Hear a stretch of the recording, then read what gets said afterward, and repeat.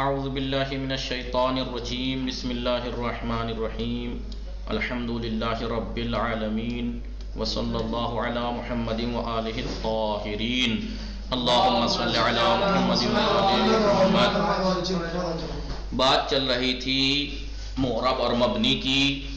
بتایا تھا کہ اسم اگر حرف سے شباہت مدنی حاصل کر لے تو وہ اسم مبنی ہو جاتا ہے۔ شباہت مدنی، غیر مدنی نہ ہو۔ غیر مدنی یعنی قریب، مدنی یعنی قریب کریں، غیر مدنی یعنی شباہت پیدا کرے کوئی حرف سے لیکن بیچ میں کوئی ایسی چیز آ کے معارضہ کر لے کہ جو اسم سے، جیسے تسنیہ جمع ہونا ہے یا مثلا اضافت ہے، یہ اسم سے مخصوص ہیں، تو اسم مبنی ہو جاتا ہے اگر شباہت حرف سے پیدا کر لے۔ اور شباہت کون سی والی شباہت؟ شباہت کی کچھ قسمیں، جیسے شباہت وضعی ہے، جئتنا میں تارنا، حرف کی اصل کیا ہے؟ ایک حرفی وضع ہونا یا دو حرفی وضع ہونا۔ اگر اس اصل میں وضع میں اسم اس کی شباہت پیدا کر لے تو یہ مبنی ہو جاتا ہے۔ ٹھیک ہے، مبنی ہو جاتا ہے۔ آئیے پھر اس کے بعد بتایا تھا یہ کیوں مبنی ہے، کہ جیسے یہ تارنا۔ پھر اس کے بعد تو شباہت معنوی۔ شباہت معنوی یعنی اسم جو ہے وہ حرف کے معانی میں سے کوئی معنی اپنے اندر پیدا کر لے۔ جیسے متا ہے، متا میں کیا معنی آ گئے؟ شرط کے اور بعض جگہ استفہام کے، کیونکہ متا جو ہے شرطیہ بھی ہوتا ہے، متا استفہامیہ بھی ہوتا ہے۔ یا ہونا ہے، اس میں اشارے کے معنی آ گئے تو اب یہ مبنی ہو گیا۔ اب یہ دو طرح کی مثالیں کیوں دی انہوں نے؟ دو طرح کی مثالیں ہیں یہ متا میں، شرط اور نہیں، دو طرح کی، شرط اور یا استفہام کے معنی ہے، اور شرط اور استفہام کے لیے حرف وضع ہوا ہے۔ شرط اور استفہام اس معنی کے لیے حرف وضع ہوا ہے حرف اس کے لیے، شرط کے لیے ان ہے اور استفہام کے لیے حمزہ ہے۔ اور جو ہونا ہے، یہ ہونا اشارے کے معنی تو ہے اس میں، لیکن اشارے کے لیے کوئی حرف وضع ہوا نہیں ہے، لیکن بہرحال مقصد یہ ہے کہ معنی حرف اس میں پیدا ہو کر لے تو اسم معنوی اعتبار سے شباہت پیدا کر لے گا اور وہ مبنی ہو جائے گا۔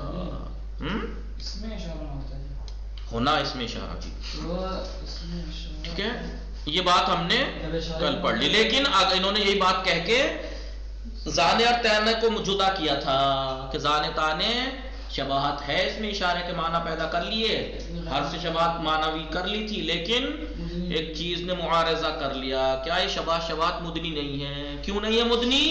قریب کرنے والی کیوں نہیں ہے یہ؟ اس لیے کہ ایک ایسی چیز جو اسم سے مخصوص ہے اس نے یہاں پر آ کر اس کو معارضہ کر لیا، ٹکرا گئی۔ وہ کیا ہے؟ تثنیہ جمع ہونا، کہ تثنیہ ہے، تثنیہ اسم کی خصوصیات میں سے ہے۔ اب کتاب پہ دیکھو، کتاب پہ دیکھ رہے ہیں آپ زانے و تانے، اس لیے کہ یہ حرف سے شباہت کی انہوں نے معنی میں، لیکن اعرضہ ما، اس چیز نے اس کا معارضہ کر لیا کہ یقتضی الاعراب، جو اعراب کا تقاضا کرتی ہے، وہ کیا ہے؟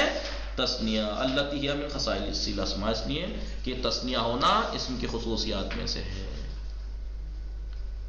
اب آگے آئیے، کنیابۃ عن فعل بلا تأثر وقفتقار الصلا، یا شباہت نیابت عن الفعل، فعل کی نیابت کرے، یعنی کیا مطلب؟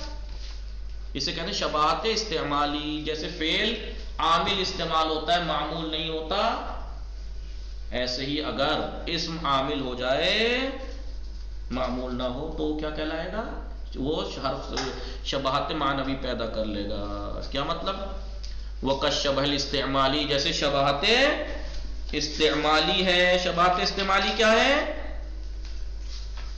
شباہت یلزمو بأن یلزما طریقۃ من طرائق الحروف، کہ وہ ملازم ہو، یعنی اس کے اندر یہ بات لازم ہو جائے کہ وہ حروف کے طرائق میں سے کوئی طریقہ۔ کیا مطلب؟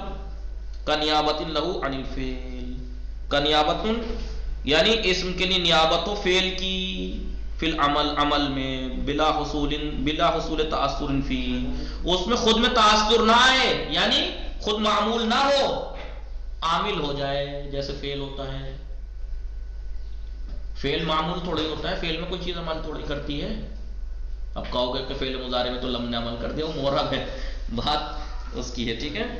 فعل جو ہے وہ جیسے فعل ہوتا اگر یہ بھی ہونے لگے تو یہ مبنی ہو جائے گا. نیابتن لہو، یعنی نیابتن لہو یعنی اسم کے لیے، نیابتن للاسم عن الفعل، اسم کو نیابت ہو فعل کی. جیسے اسم کا اسماء افعال جو ہیں وہ اس میں فعل یعنی جیسے، کیونکہ اسماء افعال ان کے معنی کیا ہیں؟ فعل والے ہوتے ہیں. اس میں فعل کسے کہتے ہیں پیچھے بتایا تھا، جس میں فعل کے معنی تو ہوں لیکن علامت نہ ہو. اور وہ عمل کیسے کرتے ہیں؟ فعل کی طرح، فاعل کو رفع دیتے ہیں، مفعول کو نصب دیتے ہیں. لہذا ان کا عمل جو ہوگا وہ نیابی ہوگا. تو یہاں پر ایسی صورت میں اسم جو ہے وہ مبنی ہو جائے گا. کما فی اسماء الافعال فانها عاملۃ، اس لیے کہ اسماء افعال عامل ہوتے ہیں، غیر معمولۃ، معمول نہیں ہوتے. علی الارجح یعنی ارجح، قول ارجح کی بنا پر، یعنی جس زیادہ بہتر قول کی بنا پر. ٹھیک ہے جی جی.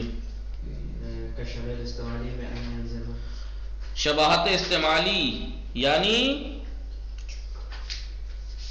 جس طریقے سے فعل عامل استعمال ہوتا ہے، اسم اگر عامل استعمال ہونے لگے تو وہ فعل وہ اسم مبنی ہو جائے گا. ٹھیک ہے جی جی. اسم اور فعل کی نیابت کرنے جی جی آ گیا. یہ جیسے اسماء افعال ہیں، اس لیے کہ عامل ہوتے ہیں، معمول نہیں ہوتے. وقف افتقار لہو الی الجملہ، یا مثلا محتاج ہو جملے، اسم جو ہے وہ جملے کا محتاج ہو جائے. ان اصلا یعنی یہاں پہ دیکھیں گے، دیکھیں وقف افتقار لہو الی الجملۃ ان اصلا، یعنی اس کا افتقار اگر احتیاج اصلی ہو، ذاتی ہو، عارضی نہ ہو کہ وقتی طور پہ اب ضرورت ہے اس کو، نہیں.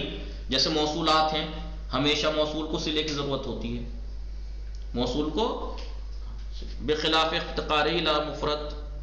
مگر یہ کہ اگر مفرد جملے کی طرف کہا ہے انہوں نے، افتقار جملے کی طرف ہو اسم کا تو اسم مبنی ہوگا. لیکن اگر مفرد کا محتاج ہو جائے، کما فی سبحان میں ہے، یا اور افتقار غیر ما اصلا، یا افتقار تو ہو اس کا جملے کا لیکن وہ اصلی نہ ہو، عارضی ہو.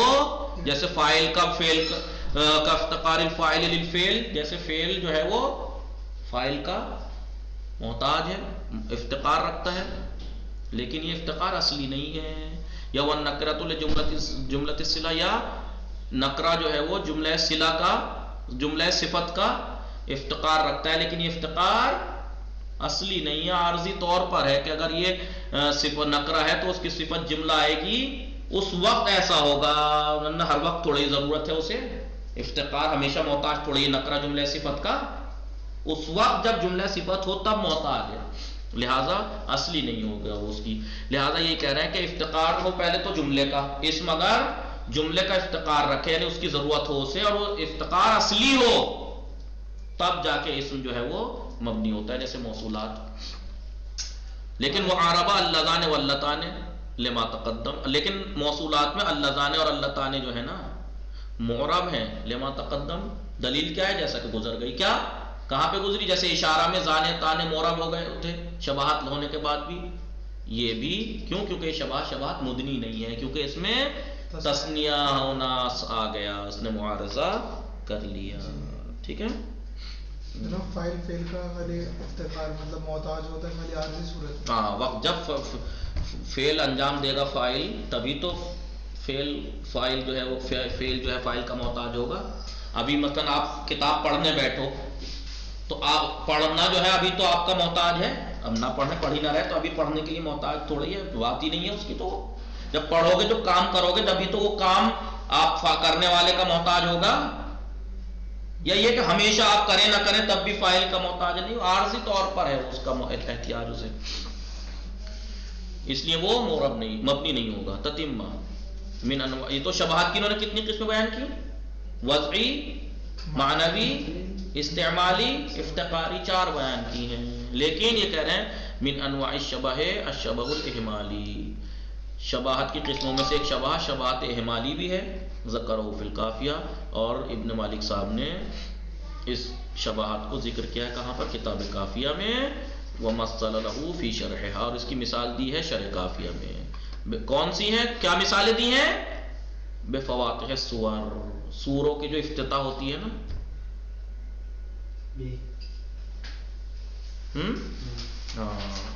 فَإِنَّهَا مَبْنِيَّةٌ، یہ مبنی ہے. ٹھیک ہے. ایک منٹ، اس لیے کہ یہ مبنی، جیسے طٰہٰ، یاسین. ٹھیک ہے، یہ اسما ہیں، نہ یہ عامل ہے نہ معمول. طٰہٰ عمل کر رہا ہے کسی میں، نہ اس میں کوئی عمل کر رہا ہے، تو اسے کہتے ہیں شباہت احمالی. اس لیے کہ حروف سے شباہت رکھتے ہیں، حروف محملہ سے. بہت سے حروف محملہ ہے نا، عمل ہی نہیں کرتے، وہ نہ معمول ہے. لہذا محمل ہونے میں انہوں نے شباہت پیدا کر لی ہے حرف سے، لہذا اسے کہتے ہیں شباہت احمالی.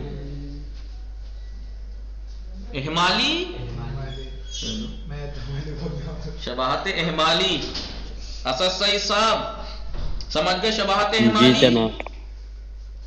جی جناب. جی شباہت تو 5 شباہتیں یہاں کلن گنائی ہیں. شباہت وضعی، معنوی، استعمالی، افتقاری اور احمالی. لیکن یہ 5ویں جو ہے جلال الدین سیوطی صاحب نے ذکر کی ہے کہ ابن مالک صاحب نے اپنی کتاب میں وہاں تو ذکر کی ہے، اس یہ والی کتاب میں انہوں نے 4 ہی ذکر کی ہیں. وضعی، معنوی، استعمالی اور افتقاری، 4 شباہت ہیں. ٹھیک ہے. اب جو ہے وہ معرب کے بارے میں بتائیں گے، مبنی کے. اب بات یہ ہے کہ بھائی جب معرب کو سبقت حاصل ہے، معرب اسم کے اصل معرب ہونا ہے، تو معرب کو پہلے بتانا چاہیے تھا، مبنی کو پہلے تھوڑا ہی کہا کہ مبنی تو مختصر ہے، معرب تفصیلی ہے، اس لیے. وصلی اللہ علی محمد وآلہ الطاہرین.